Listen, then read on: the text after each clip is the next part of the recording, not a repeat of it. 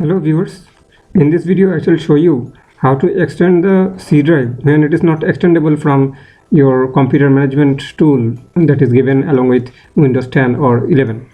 So as you can see here, I have 49.22 GB of unallocated space, but when I right click on C drive and try to extend the volume, you can see that if I click here, nothing will happen.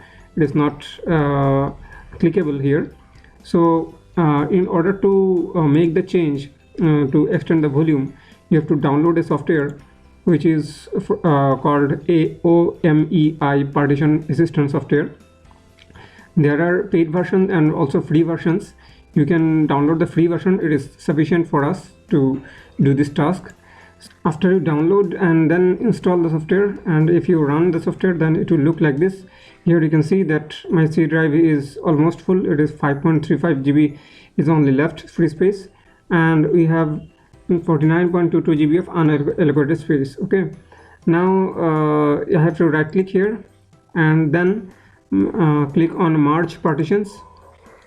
Then you have to select the C drive as well as the unallocated space, that is 49.22 GB. Okay, then you click OK, and then you have to click here apply.